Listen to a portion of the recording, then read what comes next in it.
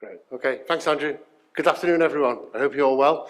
And thank you to Marine Money for organising this. It's fantastic to be with 50 people rather than almost 5 that we've all been used to for a long period. So thank you, Andrew. It's really great. So, some reoccurring themes coming through here today. And one of them is, are we, as an industry,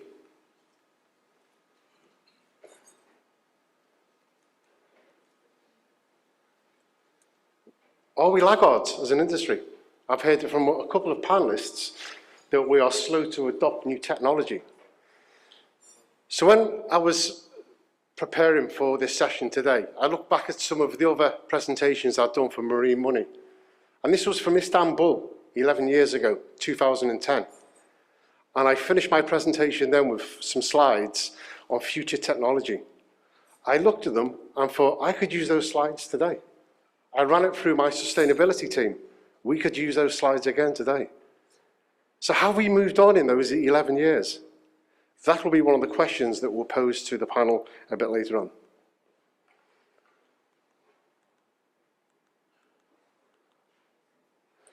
We know what the timeline is, for absolutely sure. I'm not going to bore everybody with that timeline.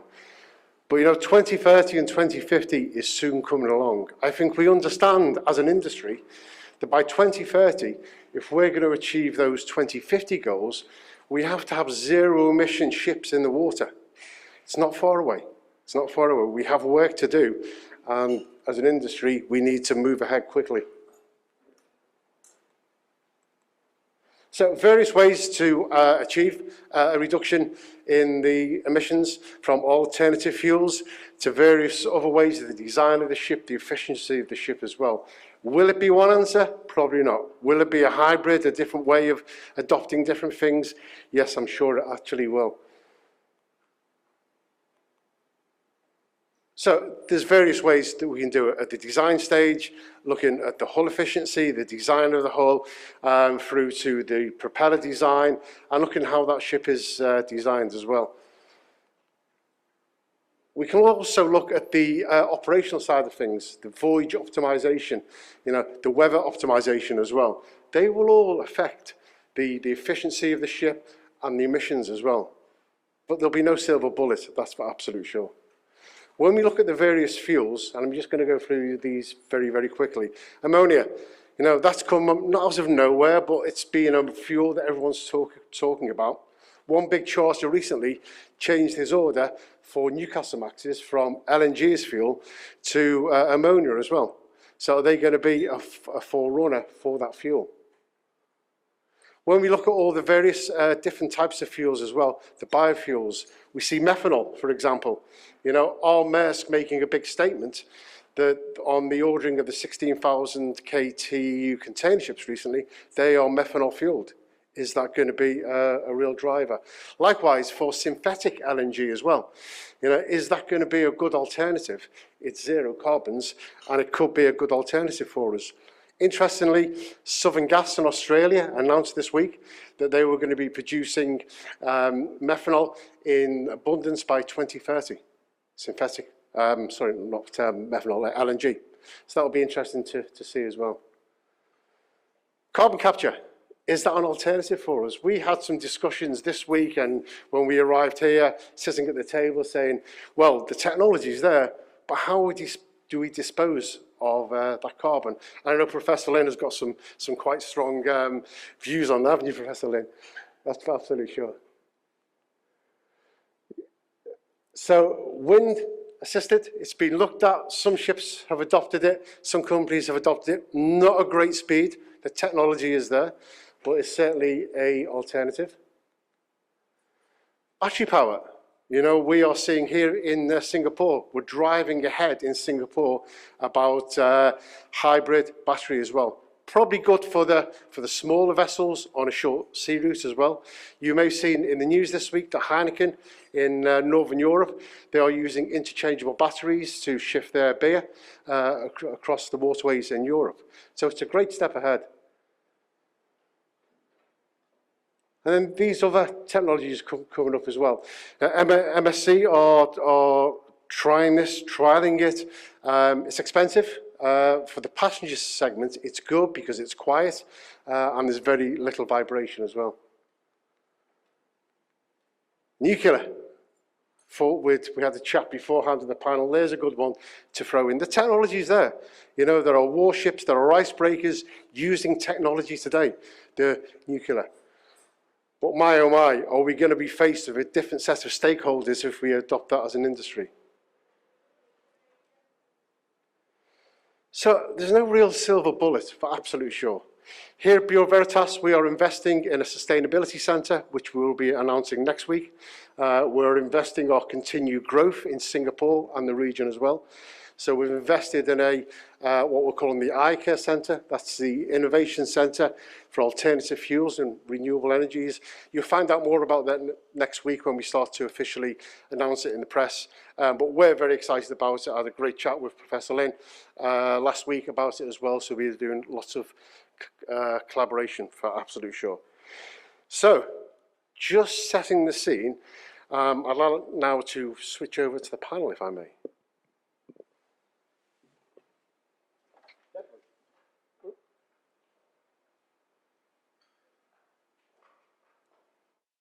Well, good afternoon. I hope you're well. So we've got a very experienced panel here today. I'll introduce the individuals as we go through some of the questions. So first of all, I'd like to direct my first question to Joshua. Joshua is the Deputy Managing Partner of Transport Capital. Joshua, in my introduction, I mentioned that we are a laggard as an industry, or some people see as a laggard as an industry. In Tradewinds last week, they mentioned specifically we are a laggard. Has the pace picked up recently, do you think? And what influence have the charterers had in driving forward alternative fuels? And the second part of that question is, are you seeing attractive finance officers for owners having high levels of ESG compliance? Thank you. Good afternoon. So look, I think in terms of regulation, in terms of, politics, yes, we are definitely laggard. But to be fair, it's not only us, right? There is no price of carbon across the world, and that is really the key to really the incentive that you need to, especially for shipping, where VLSFO is the most efficient, the cheapest, the best fuel that you have. If you really want to move change, you can. But on the other hand, I think, from 2011, not much has happened. But the last 18 months, there really has been change.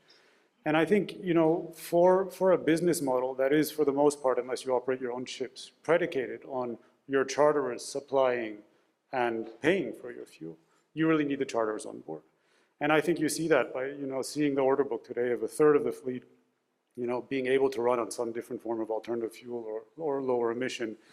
That shows, and most of that has happened over the last 18 months, where every week you're seeing a new charter in different segments, from bulk carriers, tankers, container ships, car carriers. So, and that's really what's letting ship owners go out and order these ships, because you have that initial charter that can amortize or give you a reasonable return on your capital for what is a more expensive ship.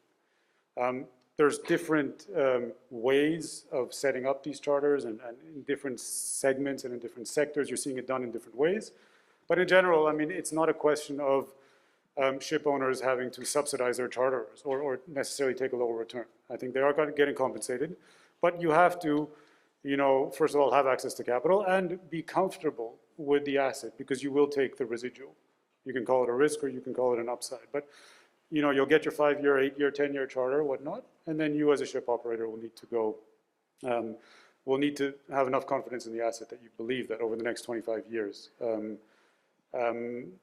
that's going to happen. But look, eventually carbon will be priced, and it will come from above. Until that happens, it is really the charterers who are key, and working together with owners to develop these projects. And that honestly inspires confidence that we are actually moving. And this panel is about alternative fuels, and I think part of the introductory question is, do people get compensated, or is it good to be a first mover? And honestly, I think yes. And on a previous panel, and it happens a lot, where people say, okay, this will mean companies will just get bigger and bigger, and it's the death of the medium-sized ship owner.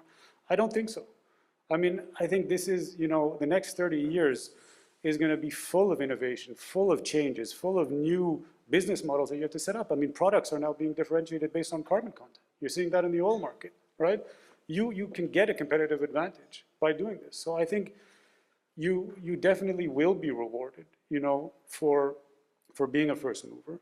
And yes, where size really matters, today especially, is for capital, right? It is very difficult for smaller ship owners to get access to capital. But, that's not necessarily a given. That won't always be that way. And if you build a business model where you have the cash flows, because you have your charter contracts, you have a better product, you will get the capital. And we're spending a lot of time working on that and developing that. And it is available. It might not be as easy, and it might not be your straight bank finance that you're always used to, but there is capital, both on the equity and on the debt side, to get medium-sized ship owners to go for. And what we're seeing as the last comment is, finally, it's not necessarily that you're going to get cheaper capital or better access to capital. More and more, you won't get access to capital if you're not, doing anything on the ESG front. And I think that trend is something that looks like it will continue. Absolutely, Joshua, thanks. And I think, as we go forward, we'll see that ESG agenda just expanding and expanding. Sort of leading on from there, Joshua, you mentioned about various fuels. I'd like to ask the next question to Jack, please.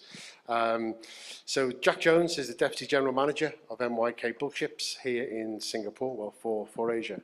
Jack, we've talked about many alternative fuels. I mentioned a few before. Can there be one single solution, do you think, in your opinion, to achieve those emission targets? And can the industry work together in a collaborative way? Yeah, thanks, David. Thanks for having me. Pleasure to be here. So, single solution? No, I don't think so. It's a complex challenge that we're all facing in this industry. So, what we have is today a basket of fuels, existing fuels and future fuels and technologies that we need to work on. They all have pros and cons, but we're doing our best on that. So MYK Line is a global logistics company. Our fleet is about 800 vessels on the water today, and that's different sectors: bulkers, tankers, gas carriers, car carrier, container ship, every type of vessel. So we have a big responsibility to move quickly and reduce emissions and do the right thing, and we've been doing that. So, for example, in our company at least, SDG's ESG story is vitally important to us, and we've already been moving. We set up a green business group, which is absolutely dedicated teams for offshore wind, alternative fuels, and hydrogen ammonia supply chains. So we did that back in 2018, and drew up plans specifically for digitalisation and green management plans. So we've been working already and testing. Just on your presentation, if I just pull out a few examples and give the audience some background. Okay, so for LNG, yes, we've been moving an LNG and created bunker business, but I think for LNG, we've been carrying LNG since the 70s. And this industry has grown over the past 10 years. We can see that LNG by default uses the own cargo as propulsion. So, in the early 2010s, when we saw an opportunity to switch and engines were made available, we moved into LNG early.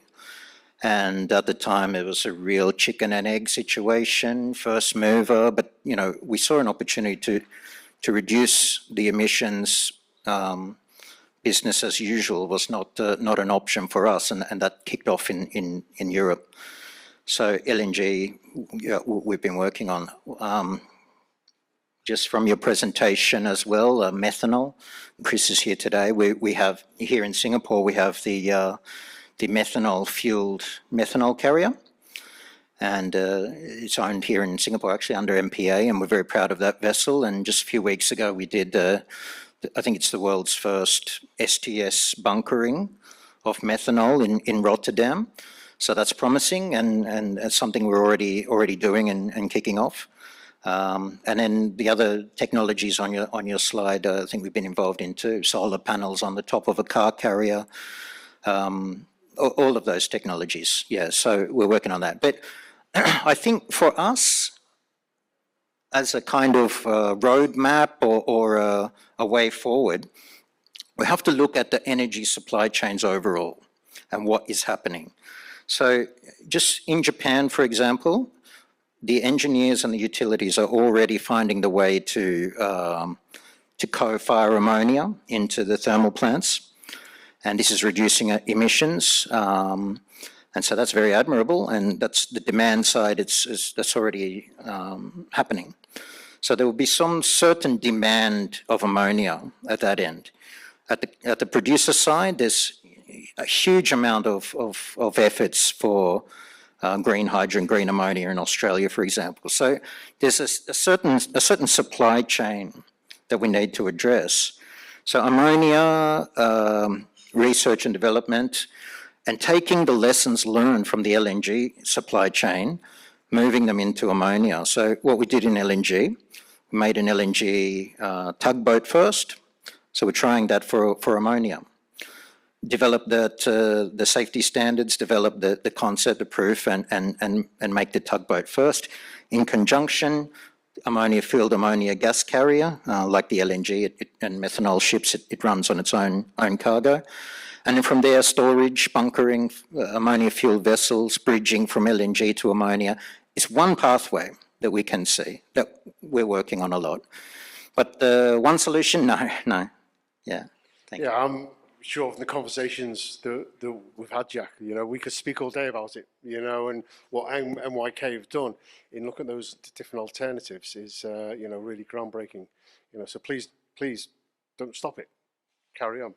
We've talked about alternative fuels. I'd like to direct the next question to SK Lim. SK Lim is the Managing Director of G2 Ocean. SK, can emerging technologies drive the carbonisation agenda? And then do you see different approaches between the traditional ship-owning family and those bigger companies who are on the stock exchange? Thanks, David. Yeah, so I'm currently with my 6th family-owned business in shipping. So what I'm about to share is basically not necessarily with my current company, but generally I think as family-owned shipping in family-owned business in shipping, generally they do take a much longer perspective. If we are to propose a new building program, we work out a 25-year cash flow analysis, right? So in today's market, if I'm asked to put in a 25-year cash flow analysis based on a certain propulsion that I'm not even very sure whether in 10 years' time, whether it's still valid. So that's a big question. But basically, it's very refreshing when we hear Professor Lin, who's new in shipping. She talks about shipping is a global industry. People should work together. It's such a great opportunity, right? But for all of us who've made this business long enough, a few years ago, we were talking about maritime digitalization, collaboration. Nothing has happened, right? I think in this right now, the topical subject is maritime decarbonization. There's a lot of opportunity for companies to work together, to collaborate. But will we ever see the collaboration that we want? I don't think so, right? Ship owners are egoistic. Ship owners believe in first mover advantage. Ship owners or shipping companies, when the market is bad, they're very optimistic. When the market is very good, they're very pessimistic, right? It's like right now, market is so good, they're like, okay, will it last? How long is it going to last? It's going to drop in 2 years' time. But an hour before I came, I Googled, right? So if you look at the top container shipping companies, right? The top 5 who controls right now 65-70% of the market share, right? Number 1 is going for ammonia, 2, 3, 4, 5, or whatever, going for LNG fuel. But not many people are actually ordering pure LNG. Everyone is doing dual fuel, right? Then interestingly, I don't know whether you saw 2 months ago, Costco spent like 1.3 billion to order 10 container vessels. And in all those articles, nothing mentioned whether it's dual fuel, whether it's LNG, nothing. It's just Costco orders 10 container vessels, right? So imagine if the big boys, there is an opportunity for the container carriers, the top 5 who control 65% of the market, if they were to come together and work together to come up with a solution, right? Because decarbonization is a global problem, right? But as it is right now, everyone is trying to do their own thing because everyone believes that there's a first mover advantage. So G2 Ocean, we're a joint venture between two Norwegian families, Gearbox and Grigstar. We are the world's largest breakbulk operator. We have 100 vessels. Obviously, this is something that we watch very closely, right? We do have a steering committee that looks into this. As and when we kick off the new building program, what fuel are we going for? But obviously, as a family-owned business, we are very conservative, right? Are we going to be the first mover advantage to go into a field that nobody has looked into? I doubt it, right? But if you look at the drive, so we are open hatch business is between dry bulk and MPP, multipurpose. The top 10 dry bulk owners, operators control less than 10%. So within the dry bulk industry, forget it. Collaboration is going to be very difficult, right? But container, there is, but obviously, again, people tend to want to do their own thing. So family-owned business, publicly listed, obviously publicly listed company, you need to come up with a PR, I'm going to order this dual fuel, etc., etc. You need to please your external shareholders, and I think for container business, it's also a lot closer to consumers. But for us, open hatch, multipurpose, dry bulk, we are probably more industrial carrier. We do have customers coming to us right now and say, look, what is your plan, right? So we do tell them what our plans are, but as for as and when we go for new buildings, this is something that we're still looking at. Okay, thank you. There's obviously different approaches there. We've talked about alternative fuels. We've talked about technologies to drive it. As we've talked today, and this question is going to be directed to Chris. So Chris Chatterton is the Chief Operating Officer of the Methanol Institute based here in Singapore.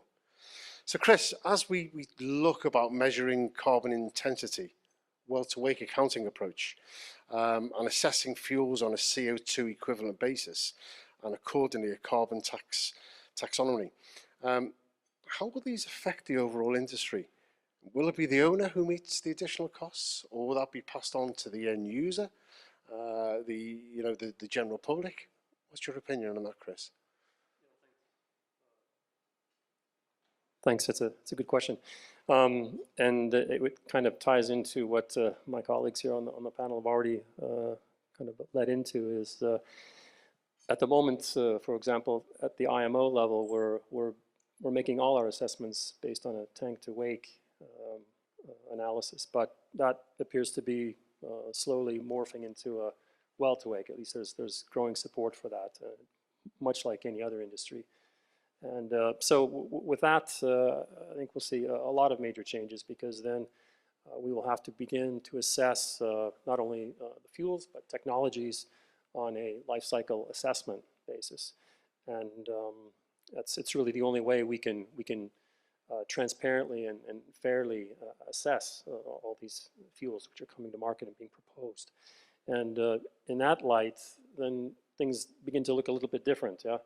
So yeah, there will be impacts. For example, if we look at ammonia, which is the next proposed fuel to perhaps come to market, we have LNG, which was officially approved for inclusion in the IMO's IGF code in January of 2017, methanol last year, November. Fuel cells were recently confirmed, just very recently. Another technology platform, which is more focused on hydrogen. So therefore, we could be looking at efficient hydrogen carriers.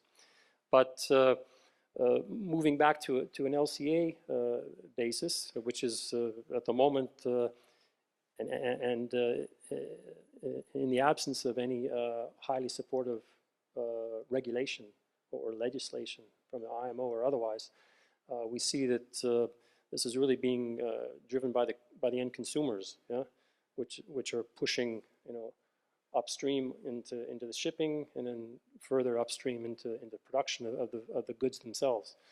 So we then can see that, well, LNG looked like a good solution, based on IMO 2020, low sulfur, great, ticks that box, let's do it. But more recently, I think a bit of the shine has come off that, because we have to begin to seriously consider methane and methane slip accordingly. With ammonia, you have a similar slip situation with N2O, as well as toxicity issues. But Methanol also has challenges, and we're working to overcome those as well. And then perhaps the other major trend, as you already noted, is looking at these fuels and technologies on a CO2 equivalent basis or a net greenhouse gas basis. So that is also going to be, I think, severely impacting the ability of these fuels to really come to market and where. Yeah, no, it's interesting what you said, Chris, about, LNG. People thought it was the bin end all leading up to 2020, and it was. But then I remember when people started talking about LNG being a stepping stone, everyone was saying, no, you can't say that. It's not. Look at all the investments going on. But I think, thankfully, as an industry, we see it as a stepping stone now. And it's not going to get us over the line as we approach 2030 and 2050. Just very conscious of the time, I'm just going to drop one question, and like each of you, just your brief thoughts on this. Okay, we've talked about methanol. I'm going to leave you to the end on this, Chris, because from the Methanol Institutes. So methanol, Maersk Line a couple of weeks ago ordered 16,000 KTU container ships for methanol dual fuel. Is this a game changer? KS? To me, it is not a technology issue, right? To me, we have a common problem, which is how to reduce CO2, right? Okay. So whether it's methanol, whether it's ammonia, like I said, each company will have done their own research. Yeah. But I think, like I said, they are the first to order. Maybe that is a game changer for them, right? But again, 2 years from now, who knows? Yeah, no, absolutely. Great, thanks. Jack? Yeah, similar answer to SK. I'm not sure it's a game changer, but it's a step in the right direction for them, and our path might be slightly different. But we're evaluating all of the potential future fuels, and like I said, they all have pros and cons, and commercial and technical issues. So. Okay, great. Joshua? Yeah, look, I think it's great that people are doing things, right? But what works for Maersk doesn't necessarily work for, a dry bulk operator or a tanker operator who doesn't supply their own fuel, right? But I think, like you showed, there's not 20 different technologies, right? So you need people to back different ones, and you just need a fuel supply, right? It's not the engine technology that's that, and that's the point of collaboration. I mean, ideally we'd all collaborate with each other, but you don't need that, right? It's nice to have, but you need the collaboration with the shipyards, with the designers, with the fuel infrastructure, and that is happening, and I think that is developing, and that's why you're seeing things like Maersk's methanol or LNG being widely available in different ports and being used by certain charterers, right? So. Yeah, I mean, everything that anybody is doing is great, and especially because right now there is no carbon price, and so it's all kind of not voluntary because there's a market behind it. Absolutely. But if that can happen without a carbon price, what can happen if we finally politically get our act together and get one? Absolutely. Right? Chris, finally, just very quickly, from your perspective, from the Methanol Institute, game changer or no game changer? Yeah, for sure, it's a game changer. This was a significant strategic initiative. And I think it's going to, I see it's already driven a lot of interest in methanol across all vessel types, not just liners. And it's going to significantly forward the business case for clean fuels in general, to include ammonia, biomethane, whatever else. But in this case, methanol, and certainly, I think it was said maybe 3 years ago, the term silver buckshot, versus a silver bullet was coined by Richard Mead, Lloyd's Register, at a panel here in Singapore. But so the future is definitely multi-fuel, and for certain vessel types and certain voyages and regions, certain fuels will be advantaged. So, as everyone can see, we could talk about all this all day on this panel, and probably go into all night as well. Sorry, David, for Chris, but why should it be multi-fuel? If every player were to work together, imagine the time and resources being spent by all these organizations, all the NGOs, all the shipping companies trying to research their own fuel, right? I mean, we could save a lot of money, a lot of time, a lot of resources if everyone, or let's say majority of the players would work together to come up with one fuel. Competitive advantage. No one will give up their advantage.